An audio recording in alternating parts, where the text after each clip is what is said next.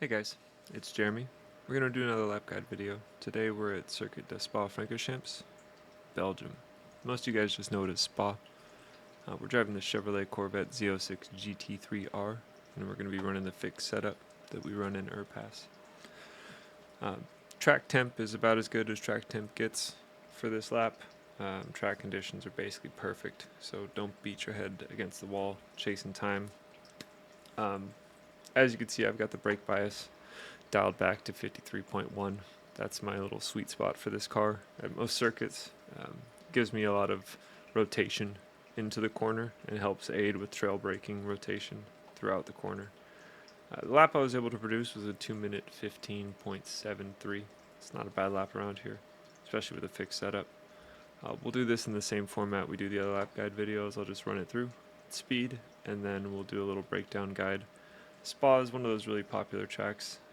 It's a lot of people's favorite track, so I don't know how much I'll be able to teach you around here, but I'll do my best to point out some areas where it's crucial to get it right, otherwise you're going to lose some time. Without further ado, let's run it.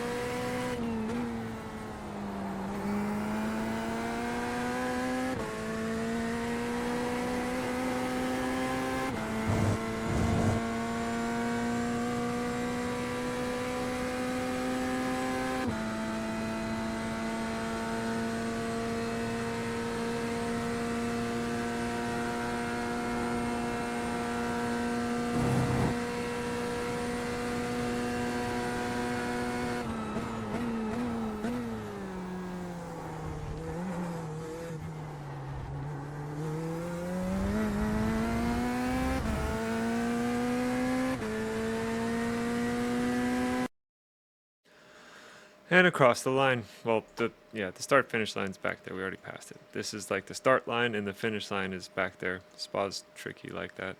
They're weird. As you can see, the exit of this bus stop was much better than the one to start the lap. This graph iRacing has added to the UI now shows that even a feral ape-like creature in the cockpit can get this thing around the track. Some of my brake traces are pretty smooth, but it's pretty erratic. I'm wringing this thing's neck. We're going to break down some of the key points of this lap as best I can. I don't pay too much attention to this, it just points out all of my flaws. Starting the lap here, that was a really messy exit coming out of the bus stop. You can see I had my hands full here. It's important to get a nice smooth exit out of the bus stop to start the lap. This little straight isn't the most important, however it can add up to a tenth or two depending on your exit of the bus stop once you do get across the line. You want to keep the car over to the left-hand side of the track here on your entry. I'm using this light board to kind of set my reference point of when I'm going to get the car slowed down. I can use this as like a lift and coast reference. The 50-meter board is a reference I use when I'm pushing, quali laps, things like that. So you'll see just past this black board, almost even with the 50, I'm going to start getting on the brakes. We're going to keep the car along the left-hand side of the track here. The La Source hairpin is a crucial corner because it sets up the run down to Eau Rouge, Radillon, up through the Kemmel Straight. You're pretty much flat out from the point you put your foot down on exit here until you lift on entry into the Lacombe chicane at the end of the Kemmel. So it's a really important exit more than anything. If you're going to mess any part of this corner up, mess up your entry, make sure you get a good exit. What you're going to want to do is try and take your right side mirror off on this wall here on the right side of the track. It's similar to turn 1 at the Nürburgring GP circuit, where it's one of those button hook right-handers that's got kind of a downhill dip on the apex. And if you can aim your car just right, you can get it to kind of ride around that dip and it pivots the car. You just need to be kind of cautious on exit and not just stomp your foot down like I tend to do, because it really unsettles the car. I keep it in second gear here. First gear is too low of a gear for the Corvette. It depends on the car you're driving and what your gear ratio is. You might be more comfortable in first, but I found that second gear is plenty. It's also a downhill exit, and so the car is already kind of rolling on exit. It doesn't need the help of first gear. You're going to want to let the weight and momentum of the car carry you through this corner as much as you can. You'll see nice smooth trail braking for once in my life on entry here. We're just bleeding off the brakes, aiming for this right hand wall, and as soon as we get the car rotated around, we're already back on the throttle. Opening up the steering early to let the power rotate the car around, otherwise we're just going to end up spinning around and saying hello to this inside wall. And now we start our really long run down towards Eau Rouge. Up through the gears. You'll see I'm shifting before the blue lights, right? We're shifting before our peak shift time. This car is already rolling downhill. Let the weight of the car carry it down. You don't need to wrap these gears out to completion. Setting up Eau Rouge, we're keeping the car along the right hand side. You'll see a nice steady steering input, just guiding it into the left. You can take a decent amount of this curb on the left hand side, but I found you don't need to take too much of it. I don't even get midline of the car on it. And then we're setting up our run through the rest of Eau Rouge into Radillon.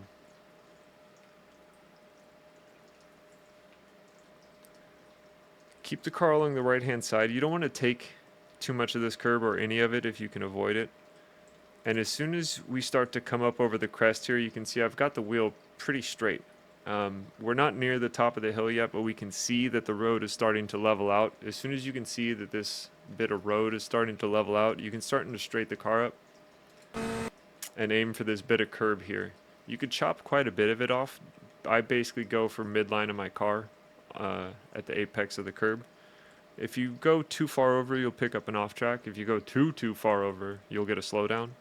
So you can't get too greedy with it, but this curb doesn't really unsettle the car, and going around it can cost you a decent amount of time, hundredths really, by the time you get to the end of the straight, so it's not incredibly crucial, but they do all add up. Spa is a long enough track, 21 turns, I think it's like 7 kilometers long, so all the time you can gain helps.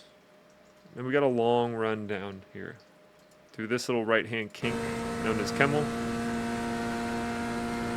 onto the Kemmel Straight. Keep the car along the left-hand side of the road here, and then we're going to be looking for this curbing as our brake marker. I push a little deeper just because this is such a push lap, but that curb is a really solid reference point for your setup into the Lacombe chicane. Nice and easy onto the brakes. I found it's better to sacrifice the first right and set up the left as best you can when it comes to Lacombe. This first curb really unsettles the car and kicks it too far over to the left. You want to work the car to the right as much as you can around that apex. so that you can really round off this left-hander. You could take a good amount of this curb. You see I climb all the way up over it, and I almost hook my left side tires on the inside of the curbing here, kind of like the gutter runs in Initial D. And the goal is to keep this car as far over to the left as we can to set up our run down to Brussels. All the way back over to the left, and then immediately kicking the car over to the right. I'm not really on the brakes. Just being in gear and letting off the throttle slows the car down enough for that entry. And then picking up the throttle as soon as you can. There's a decent runoff here. The curb's pretty wide. You don't get an off track unless you go completely over onto the curb and you get your right side tires onto the paint. However, if you touch any of this gravel on the runoff area, it's going to slow the car down a lot. This is another downhill run. You'll see I don't take the gears all the way up.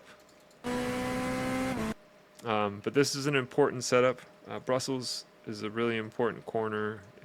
I've seen a lot of people drop it coming through here, just because you try and carry so much speed into this corner since it's such a short run between the exit of Lacombe and the entry of this. But if you carry too much or if you go too deep with your trail braking, the back of the car is just going to come around. The way the corner is set up, it's a downhill, slightly off camber right, and so the car naturally wants to fall away to the left, and if you give it too much momentum coming into the corner, there is no coming back from it. There's no tires in the game that's going to save you from it. This curb again is a really good reference point for the brake marker. You'll see just before the curb, I'm starting to get on the brakes. And we're nice and slow and gradually off the brakes, trail braking into this corner, deliberately down through the gears. We're not just rifling down through them. We're letting the car shed its speed nice and slow as best you can, just easing it down through this section of the track. You'll see I work down into second just to really get that final bit of rotation and get the front end to work. Almost 90 degrees on the steering wheel here, crank past.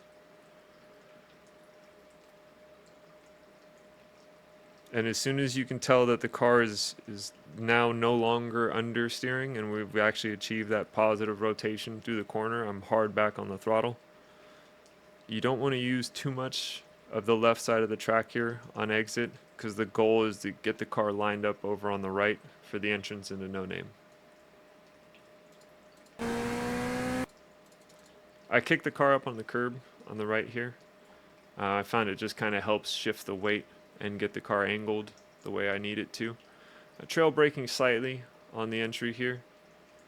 You don't want to hit the curb on the inside. It's really going to unsettle the car and punch you wide. And this is a surprisingly crucial corner exit. It's a deceitful little corner. It makes you think, you see this runoff area and you think you got wide open spaces because there's this long straight after it leading into a really quick left-hander. But if you get on the throttle too early, if you don't have the right angle coming into the corner, you're going to run off into this gravel on the outside. And like all the gravel traps at Spa, this is death gravel. You'll see I touched just the slightest little bit of it. I have no idea how it didn't slow me down. My heart stopped when I saw that little puff of gravel in the camera because I figured that was going to be the end of my hot lap. It's that crucial. I touched just that much. You can see it's almost a tire width into the gravel and somehow got away with it. That's about all the gravel you can take on any of these corner exits. Otherwise, it's gonna slow the car down a lot, tenths, if not more, by the end of some of these straights. Now we got our long run down to Pouan. Again, up through the gears, you'll see I don't run the gear all the way out. And we're keeping the car along the right-hand side. Right around the 50-meter board or so is where I start getting on the brakes. It's a hard kind of jab on the brakes just to get the car slowed down and a quick little like stab of rotation. And then down into fourth to let the engine braking take me the rest of the way through the corner. As soon as I can feel that the front end is hooked up, you'll see I do these kind of little test movements with the steering wheel. And as soon as I can tell that the front end is responding to my inputs and I'm not just pushing through the corner anymore, I'm straight back onto the throttle. The Corvette's great with corner exit rotation. And so as soon as I can tell that the front end is playing ball, we can get right back on the gas. Pouin is an incredible corner if you can get it hooked up. There's so much grip through here. It's this downhill, slightly cambered left. And if you can get your entry line set up right, you can power on through almost 70% of the corner. You can use a decent amount of this exit here. You don't want to ride the curb too much. You can pick up a cheeky little off track if you're not careful. But the curbing doesn't really slow the car down. If anything, it just kind of helps guide it down this chute going into the Fendi chicane. Keep the car over to the left-hand side of the road. Again, 50-meter board at the beginning of the curbing. We're going to start getting on the brakes. Nice and hard on the brakes, but deliberate down through the gears, letting the car roll into the corner as best we can. Fourth gear, I'm holding it as long as I can just because the car really likes to roll through fourth. And then we'll click it down into third. You don't want to chop too much of this apex off if you can avoid it. You kind of want to come around in late apex, this right-hander, because the goal for a lot of the chicanes here at Spa isn't the entry corner, it's the exit corner. You'll see I avoid the curb as much as I can. It's going to push the car off too far to the left, and like all the curbing here at Spa, if it kicks you off too far, it's going to push you offline. We want to work the car back over to the right as far as we can, as quickly as we can, but without compromising any of the speed that we're carrying. And start working it back over to the left for our entry into Stavelot. This bit of curbing here pushes the car a little bit, but not too badly.